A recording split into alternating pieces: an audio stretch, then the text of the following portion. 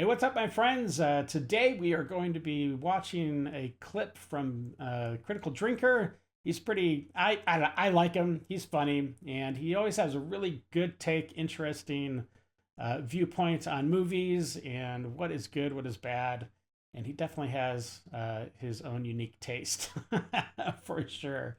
But yeah, so this is Predator Badlands.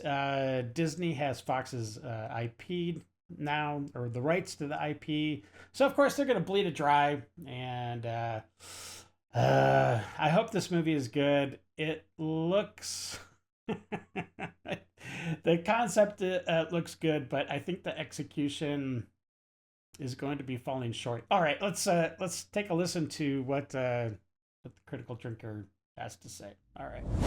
One thing you can always count on with Disney, if there's an IP out there with even a hint of gas left in the tank, they will ride that thing until the wheels fall off, and probably keep going for several more miles, leaving a trail of sparks and flaming wreckage in their wake. And two of the biggest IPs to fall under their dark influence during the Fox merger were Aliens and Predator, both icons of pop culture that boast at least, two good movies each. And well, we've already seen how that turned out for Aliens. Get away from her. You bitch. Predator, though, is a bit more complicated. The surprise success of Prey on Disney Plus, and damn man, they must have regretted not giving that one a theatrical release, seems to have convinced them that there's plenty more mileage to be gotten out of the Predator franchise. And so, the floodgates have opened and the sludge is in full flow. Case in point, Predator Badlands, an upcoming standalone movie from Dan Trachtenberg, the same guy who directed Prey. The first teaser dropped a few days ago and everyone was abuzz about one thing. What?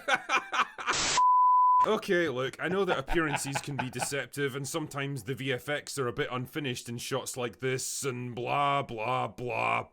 But holy shit, was this a mistake? How is it that a high-profile movie made in 2025 somehow looks less convincing than a mid-budget sci-fi action flick from the 1980s? Look at that, that's beautiful. I mean, just that's take awesome. a moment to look at the original Predator from 1987. Look how much detail there is here. Look at the droplets of water on its skin, the complex markings and patterns across its face, the deep-set eyes that are barely visible, the jaw mandibles moving and twitching, the long tentacles hanging down around its heads. It's an incredible piece of creature design and complex animatronics that's just as iconic and alien and terrifying as the xenomorphs were. Yeah, that's true. I love Predator. The first two are definitely. I think the first one's the best one, but the first two are definitely really good. But this, I don't know. This almost looks like a little bit of a human Predator hybrid. I don't know. Like, it just looks weird. I think they dropped the. It looks like a Halloween mask. Then look at old Lumpy here from Badlands. It looks like something that just wandered in from the set of Star Trek Deep Space Nine. The skin's all rubbery and out of focus. There's no surface detail or droplets of water or smears of dirt or anything at all to indicate that this thing is actually physically present. Also, why in the name of holy fuck does it have a side shave? I mean, you understand that those things growing out of the side of the Predator's head aren't actually hair that can be cut and styled like human hair, right?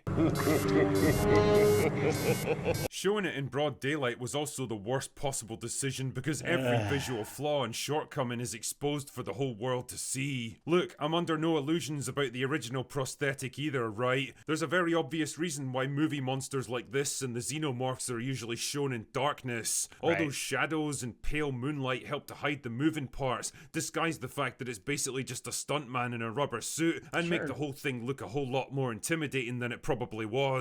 That's fine, it's part of the magic of filmmaking, and it worked. Filmmakers back then understood the visual limitations of the tools they were working with, and found ways to enhance them instead of undermining them. Anyway, I digress, let's talk about the trailer itself. The plot, as far as I understand it, is that a young predator has been banished from his homeworld for being retarded or something, and ends up on some remote planet where he teams up with a Weyland-Yutani android to take down the biggest, baddest monster in the area to prove himself worthy of a place amongst his own people. people again. In a nutshell, the Predator is now the protagonist of the movie this time around. Sure.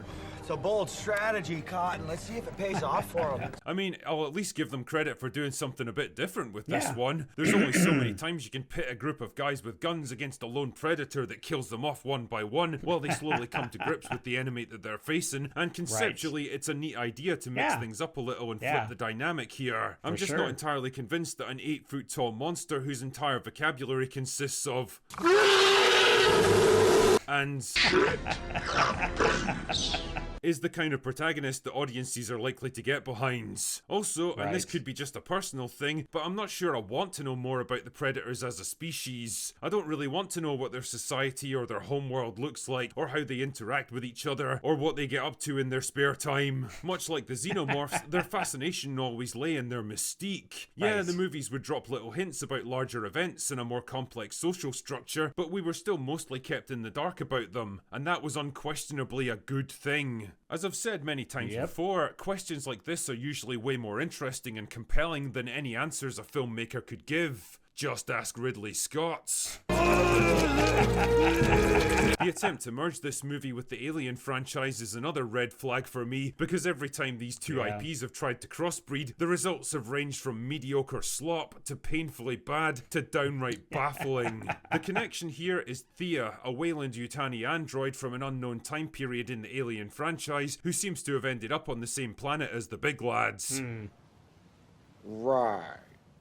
It's too early to tell what her function in the story is or why she's actually here, but I can't shake the horrifying feeling that her presence is laying the groundwork for another Alien vs Predator movie, or God help us, an entire cinematic universe of this crap. Oh, man. Oh, God. Oh, man. The one point of light at the end of the tunnel here is Dan Trachtenberg, who's pulling writing and directing duties this time around after his work on Prey. That movie might not have been perfect, but it was a decent stab at doing something slightly different with the Predator franchise, and although I think people cut it way more slack than it probably deserved, it was still miles better than the loose collection of lazy callbacks and cheap nostalgia bait that we got in Alien Romulus. The reason I bring all this up is that Prey also suffered from a pretty underwhelming trailer that people were quick to dismiss as a typical Disney girl boss sludge fest, only for the movie itself to turn out way better than expected, so I don't want to write Badlands off completely here. It could still turn out to be a decent addition to the franchise, but man, I think it's about time we accepted that we're never going to recapture the magic of the 1987 original, and anything we get now is just a pale imitation of stuff that's already been done far better. But trust me, as long as there's anything remotely left to be milked out of this franchise, Disney will find a way to make it happen. Oh yeah, and just a heads up that we're down to the last few days on our Kickstarter campaign for Trial by Fire. The response has been absolutely amazing, and we've raised over £250,000 already, and now that we're on the home straight, we're pushing hard to reach as many of our stretch goals as possible. I know everyone's already been super generous, but if you're still thinking about becoming a backer, then now is probably the time to act. As always, the link is in the description, and I'll leave the rest up to you. Anyway, that's all I've got for today. Go away now. Oh, gosh. Well, I'm probably going to go see Badlands when it comes out. I gotta give it a shot. I mean, I can't judge it too much. I'm hoping that in the end result, that dude's face, like something is done with that guy to make him look, I don't know, a little bit better, a little bit more realistic. So, I don't know. We'll see. All right. Well, hey, listen, if you enjoyed this episode, please like, subscribe, slap that bell around, and tell your friends about Idle Hands. All right. Until the next episode, stay safe. Know that you're loved and appreciated. And until we meet again, have a great day. I got nightmares in my head, I fear. Let the thoughts build up until I can't hear.